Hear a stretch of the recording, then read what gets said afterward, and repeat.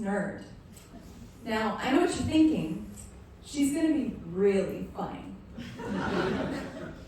But look, I'm gonna make you some promises, and this is gonna be really difficult for me because it goes completely against my nature, but I think it's for the best. There will be 0 maths, 1 chart, and only 2 numbers. These ones don't count because I wrote the words out. Now, this is my allowance, and if I exceed it, just feel free to chuck things at me, and I'll get the idea. Before I go on, I need to make something very clear. I am not American. I'm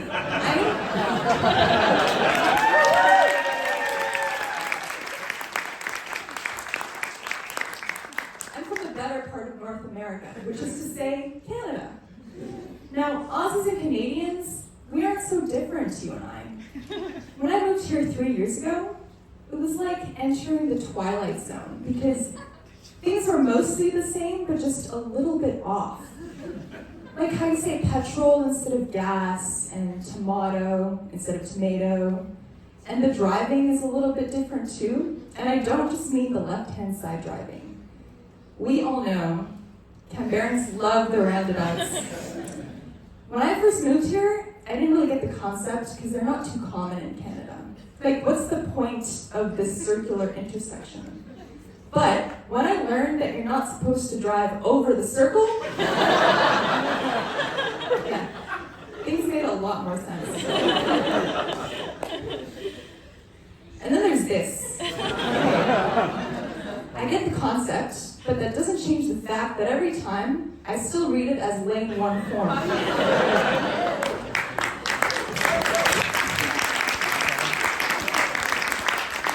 And if anybody says any different, you're lying. Okay. So I came here today to tell you about my research in cosmology. If you've never heard that word before, it means the study of the universe. Now you're probably wondering, okay, isn't that just everything, you pompous nerd? Well, no, it's not. We specifically don't care about small things like the planet Earth, the entire galaxy, no. Completely irrelevant. Now let that sink in a bit. I just want to remind everyone here that you're living on a planet. You think you're in Australia? No. You're on a space rock, okay?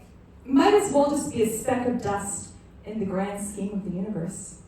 This is a simulation of the universe on the scale that cosmologists care about. Our entire galaxy is smaller than a single pixel in this image. Now, I don't know about you, but when I look at this, I feel small and unimportant. But at the same time, it's strangely comforting because all my worries and anxieties can just float away. Like the other day when the server told me to enjoy my meal and I responded with, "You too, thanks." That doesn't matter, okay? The universe doesn't care, so why should I? All right, I'm gonna tell it to you straight. The state of cosmology right now is very confused because there's a disagreement that's tearing the community apart, and I have recently been dragged into this debate. So let's go back a little bit. What do we study? So cosmologists study the structure of the universe, why it looks that way, what it's made of, and how it behaves over time. Now, we all know the Big Bang, right? That's the supposed beginnings of space and time as far as our theories tell us. In case you didn't know, since the Big Bang, the universe has been expanding. So that endless vastness that we're floating through on our space rock, that endlessness is also expanding. And at first, this expansion slowed down because gravity pulls things together, and that makes total sense, right? But then the universe went through a really bad breakup, and for the next several billion years binged on Netflix and ice cream. And as a result, its expansion began to accelerate.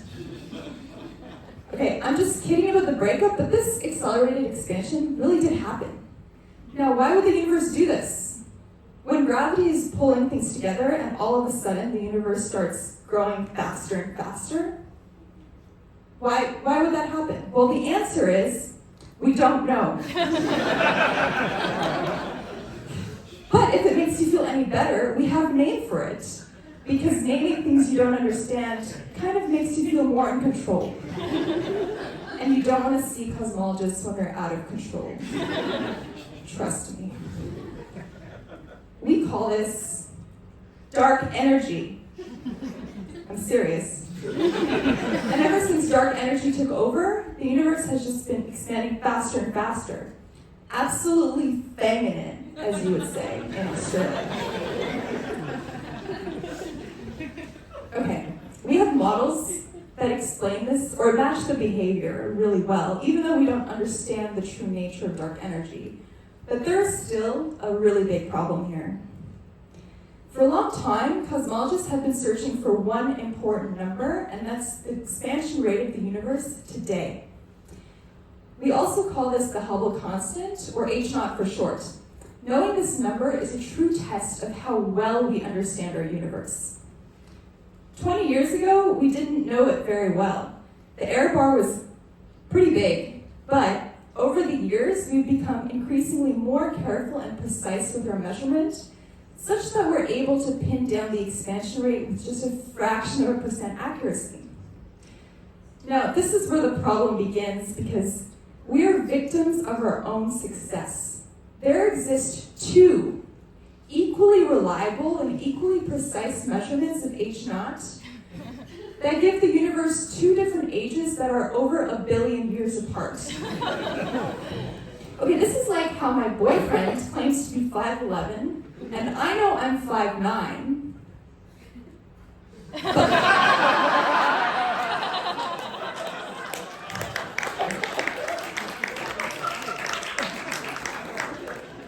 Do you see a height difference here? I just want to point out that my leg is bent. Both things can't be true, that's all I'm saying. These two numbers, 67 and 73, they very strongly disagree with each other because their respective error bars are very small. And this isn't just your run-of-the-mill scientific disagreement. This isn't a tomato-tomato situation. This is a full-blown crisis. It's literally called the crisis in cosmology in actual scientific papers. This calls into question everything we know about our universe. Is it the model that's wrong? Is there something wrong with the data, or did someone let Kevin here do the analysis for us? These two numbers come from two distinct camps of cosmologists. First, there are people who look at measurements of the early universe and use maths to predict the current expansion rate. This image is an actual picture of the universe from when it was just a little baby. Yeah, and the reason we have this is that the light emitted by the early universe is still just hanging around us today. Now, I know it's not very cute, but other people's baby pictures hardly ever are. So, this is my niece. Much better. Now, the second group of people who measure 73, they look at how fast nearby galaxies are retreating away from us and measure the expansion rate locally. This looking at nearby stuff is equivalent to measuring the late universe or the today universe. And I'm here in this second group. So how do I do my measurement? Well, because the very fabric of space is expanding, that means that galaxies that are further away are moving faster than those nearby. And so to get the expansion rate, you need both speeds and distances to galaxies. There are several different ways of measuring distances in cosmology. I take advantage of the fact that galaxies rotate. And galaxies that are rotating faster are also brighter. So if I look at a galaxy and see that it's spinning very quickly, it must be intrinsically bright. But if I look at it through my telescope and it looks faint, well, either someone's left the lens cap on or it's very far away. So you can get distances this way. As for speeds, it's sort of like trying to judge how far a dog is by how fast it's wagging its tail. if that tail also happens to power a light bulb connected to its collar. Okay, now on to speeds. So this one's actually pretty straightforward. If you've ever heard a car horn or siren as the thing is moving away from you, the pitch drops, right? So we can actually do the same thing with galaxies, except instead of looking at the sound, we look at the light. So the faster something is moving away from us, the more its light gets stretched out. And that's how we can get speeds.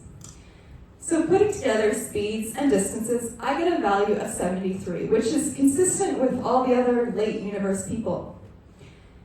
If there happen to be any early universe cosmologists in the audience today, I'm not saying you're wrong. Like, I have friends like you.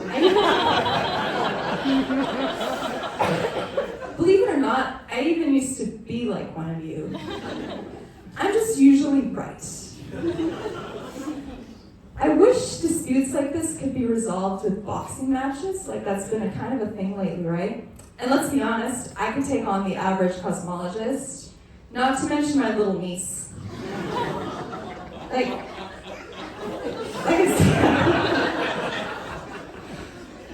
I said, she's cute, but she's pretty dumb. No, I love winning arguments. Just ask my boyfriend. But in this case, it seems like everyone's done their job correctly. Double, triple check their work. Even Kevin here. But this problem has not gone away. It's only become more significant over time. So what does this mean? Well, it's actually pretty exciting because it means the universe might actually be trying to tell us something important, like maybe our model of gravity is wrong, even though Einstein hasn't failed us so far. I forgot to take the slide out. I see a bit of myself in Einstein. Maybe we live in a strange and special part of the universe where the universal laws of physics don't apply, and I don't mean Australia. Maybe aliens? Whatever it is, at least we've all got the exact same goal, which is to understand the fundamental nature of the universe. But it would be nice to be right. Thank you, everyone.